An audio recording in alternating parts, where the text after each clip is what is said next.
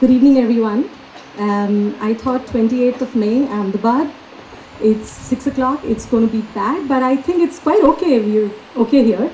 But a lot was said in the introduction, and it's like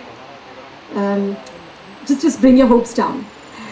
So, Eureka moment. I thought this was a very, very interesting theme to come and speak on. But as I am a person of stories, I want to begin with a story that completely changed the way I looked at myself. And at that point of time, what was most important to me is the way I looked at myself as a mother.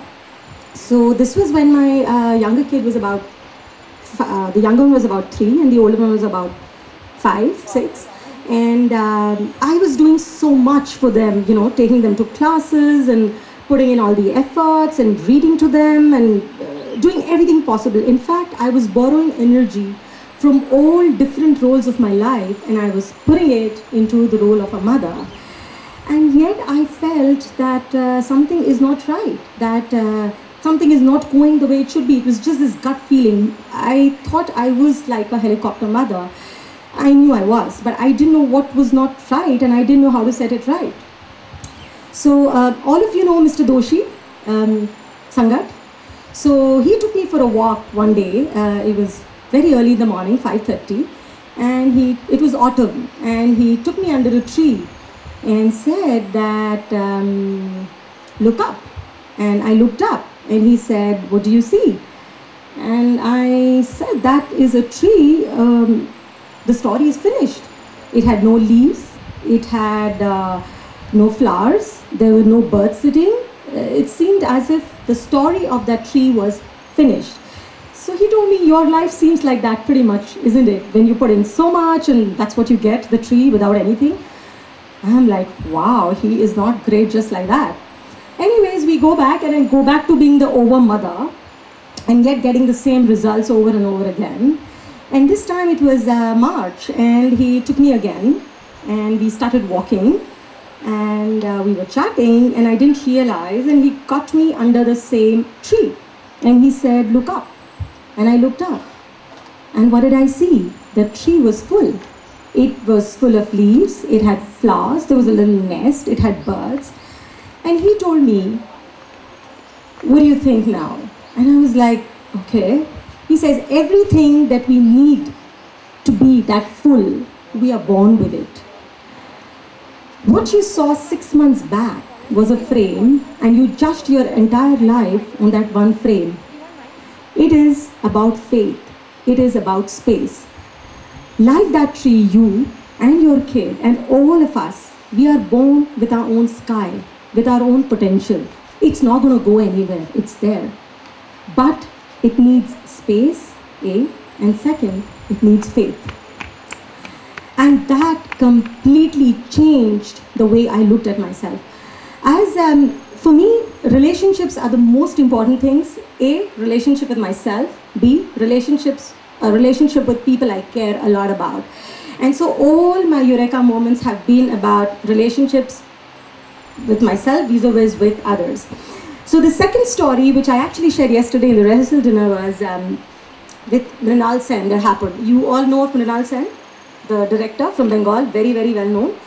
So again, this was when I was doing the book Roots and Wings, and I went to him and I told him, I said, "Mrinalda, if you had to give me one line that I could take back and give to my readers, what would it be? Not as a parent, but as an individual." So he told me, he said, then I think he was 72 or 82, I'm not too sure. He said that at 82, I have won so many awards. I have made movies and people have known me not just in our country but everywhere outside. But if I had to give one line about that, I would say that I have realized at this age, however good I may be in one or two fields of my life, I have to accept my mediocrity in the others. So this got me to a very, very interesting point about mediocrity. Accepting mediocrity in us. We all want to be good in everything. I mean, okay, if my neighbor is a fantastic singer, I want to learn to sing. I want to be a good career person. I want to be a fantastic mom or dad. I want this, I want that. But we have to understand that there are going to be things which we'll not be good at, and accepting it is the best way. That brings me to the third point, which I was really taken aback. This is when I was interviewing Pandit Jasraj. You all have heard of Pandit Jasraj. So I went to his residence in Bombay. This is when I was doing my first book, Me.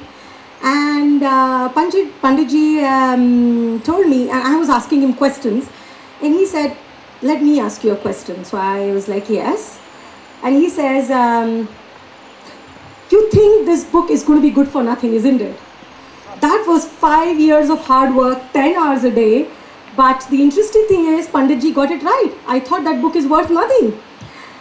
I said, yes, I think it's worth nothing. I think it'll never get published. I think, no, I'll not find a publisher. And he says, now, at 72, even today when I compose a music, when I sing it, I think it's trash.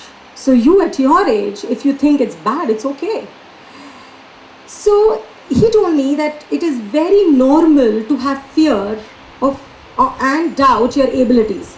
So what you're supposed to fight is not the fear, but what you can do about it. So in other words, what he told me was just accept that you're going to doubt it and then move on. So again, another point which I understood is about acceptance. Accepting your fear of I may not be good enough, and then what? Because what happens is, if I'm fighting my fear that what I'm writing is not good, my characters are not believable, my story is not getting across to the reader, my energy, a very major part of my essential energy is going and combating, with myself that no, it's okay, people are going to like it. But when I accept, okay, it may not get accepted, it's fine, I move past that, and maybe, just maybe, I hit onto something nice. That was the third thing which Pandit Jasraj told me, which I thought was very interesting. Another thing he told me was about lying to yourself.